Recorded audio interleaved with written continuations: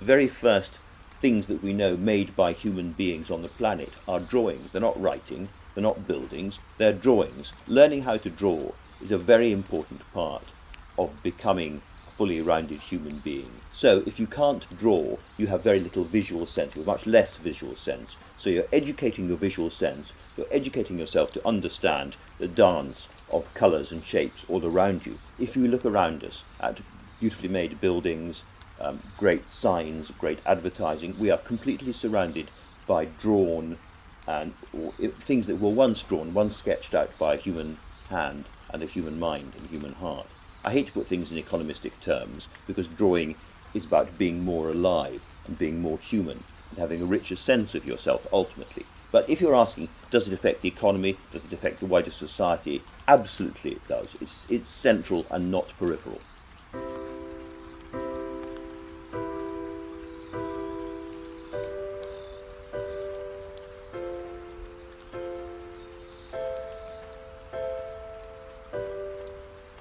I would say drawing is an essential part of our everyday toolkit, really.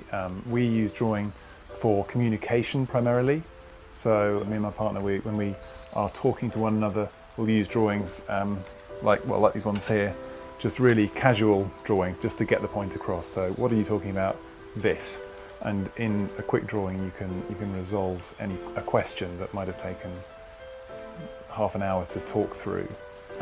So this is a 3D model which is based on a sketch in the sketchbook and refined through drawing, 3D modeling, printing out, redrawing in this kind of loop system. So it's the drawing there becomes an iterative part of the design process for us as architects.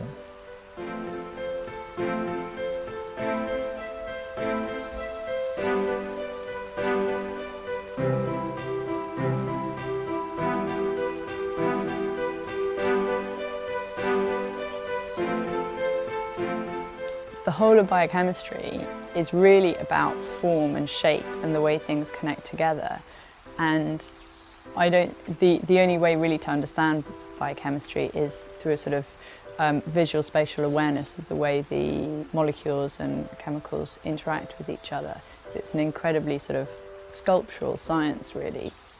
The wonderful thing about drawing is there's no kind of physical rules within it. You can do whatever you want. You can make things fly, and being able to just experiment and play is a great freedom. There are sort of different types of drawing. There's very free drawing, which frees up your imagination. There's also drawing to help you understand seeing, which is an amazing thing, and it really trains your eye, trains your hand coordination, trains your understanding of form and shape and light.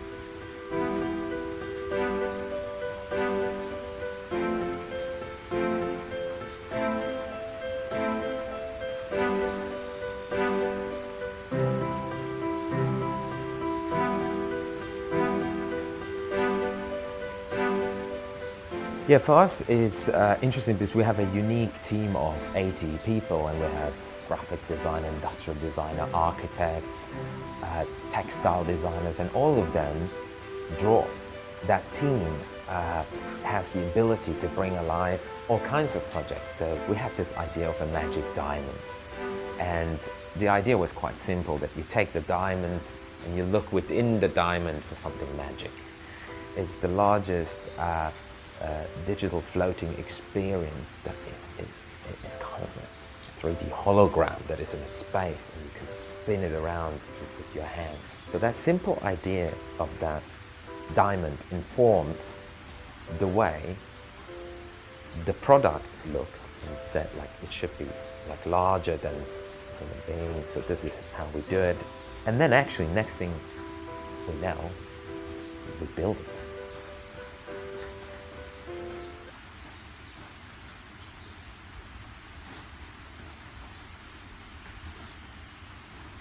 Before we get started, have a show of hands. Who here draws? Who here most decidedly does not draw? I hope to change that balance. I remember my very first drawing. I was 2 years old. And I've spent my lifetime trying to understand the world by drawing. I hope to share with you tonight some of the things I've learned when learning to draw. First thing, drawing is easy. Monkeys can draw, elephants can draw. We know cavemen drew, and if you give a child a crayon, they'll know what to do. Within a few seconds, they've completely mastered the mechanics of operating a crayon. And they'll carry on for many joyful years, their every effort met with nothing but praise and encouragement, and displayed on the refrigerator. But there will come a day, the painful realization that everything they've drawn so far is wrong. All of a sudden, in an instant, innocence is lost. The joy evaporates. Magic goes missing. Life is not fair, and there is no Santa Claus. Drawing just got hard. Why all of a sudden did drawing get hard? Well, before we answer that question, let's look at why a child draws like a child. If a child was going to draw a cat, for instance, and they looked up, they might see their cat sleeping on a cushion, and it looks something like this. Simply drawn could be expressed like this. If you showed that to a child, he said, well, that's not a cat. This is what I know about a cat. There's a long part in the middle. On this end, there's a fuzzy head that purrs when I pet it. Sticking out of the top are some pointy ears, and out the sides, some whiskers. Oh yeah, some eyes and nose. Hanging down, there's some legs with furry paws on the end of that. And on this end, there's a tail that gets frizzy when it's mad. This is what I know about a cat. That, I don't know what that is. Maybe a watermelon in a box or something. So if you haven't given away your crayons and you still want to draw, learn to draw. You have to put away childish things, look up, and see the world. Here's some fun facts about our vision. A human being can see the flame of a single candle over 12 miles away. We can distinguish over 30 million individual colors. And of all of the energy our brain uses in a day, 30% of that energy is used by the parts of our brain devoted to vision. It's perhaps our most important and powerful of our senses. But as important and powerful as it is, it's the very last of our senses to actually come online. So by the time we start seeing the world, we've already experienced it and made opinions of it by our other senses: hearing, touch, taste, and smell. Now, before vision came along, there was never a quarrel between the senses. Now that vision has arrived, it's like the four blind men and the elephant. Each of these guys have had their own unique experience with this thing, and they've all come to wildly different conclusions about it. Our eye sees the elephant. If you drew it, well, that's good, but could you make it more like a spear? Could you make it more like a rope, or a tree trunk, or a wall? So to best say why drawing is hard can be summed up with a quote by Mark Twain. It ain't what you don't know that gets you in trouble, it's what you know for sure that just ain't so. It's what you know for sure that just ain't so. That's as simple as that. That's why it's hard to draw. But that's harder than you think, letting go of what you know for sure. You all may have seen a book titled How to Draw a Horse, or How to Draw Whatever. The fact is, you can't draw a horse. A horse is made of muscle and bone, flesh and fury. All you have is a pencil. All you can draw is a line. Now, I could have drawn this line with a $50 fountain pen or the end of a burnt stick. There's been many books written about the quality of a line and which tools are best for what effect. But the important thing about a line is where it begins and where it ends. The good news is, it doesn't matter how you get there. You can draw it with precision or with a palsied hand, with a complete abandon, or with thoughtful care. If it begins right and ends right, it is right. And if you spend a day of drawing and all you've accomplished is a single line and it is true, then it's a day well spent. There's no point in proceeding to the next line until the very first line is right. The next question is, how do you figure out where a line begins and where a line ends? Well, with our eyes, of course. The problem is, now that we've quieted those other voices, our eyes are lost. They've counted on the input of the other senses to know what to look at, what to ignore. Now that we've quieted those voices, it darts around from one detail to another without direction or understanding. So we need new guidance for our eyes. Luckily, there's another sense we have, and it happens to be the very first sense that came online. It's our sense of balance, our sense of gravity itself. Now, I can't stress enough the importance, the influence of gravity has on our lives. We spend every moment of every day trying to rise above it or yielding to its will. It's common to us all, and to every living thing, and to every cold stone and passing cloud. We may have heard someone say, you're not the center of the universe. I've heard that probably more than most. Well, that's true. None of us are the center of the universe, but we are all, each of us, a center of the universe. And it's gravity and our sense of it that lets us know exactly where that is. Let me ask you all now to just close your eyes for a moment and find your own center of the universe. Do you recognize that place? That's the place you begin prayer or meditation. And this is the place where you start all drawings. In drawing, nothing exists, but its opposite also exists. I cannot draw the light without drawing the darkness. One defines the other.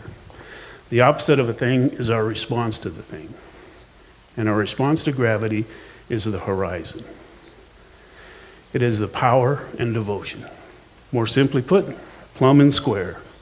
It's a constant truth we can count on, and this is where we measure everything.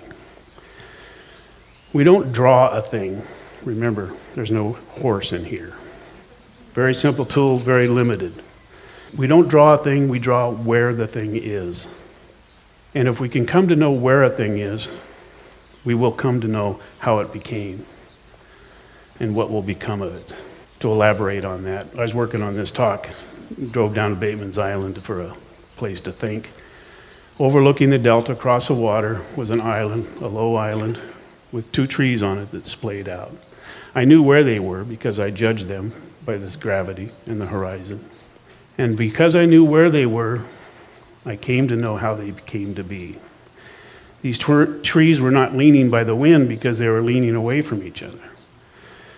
They were succumbing to the will of gravity because they were planted on a muddy banks of an island that was flooded most of the time. And I knew which would fall first. I knew what would become of them. And there were some egrets hunting down there below. And I knew things I couldn't see. I knew there were fish there, else why would the egrets be there fishing for them? You look into the void, you see nothing, and you try to judge where a point of distinction is. Is it on the line, this side, that side of the line? Is it below the horizon, and by how much?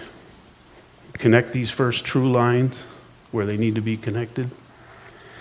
Once you've established these first very few lines and they are true, you can start letting the other voices come in and weigh in on it. Now it starts, the magic comes back, the joy comes back, and you can see the whole.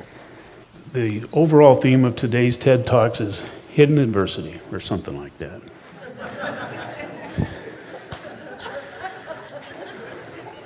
And we've seen some of the adversities that make drawing difficult.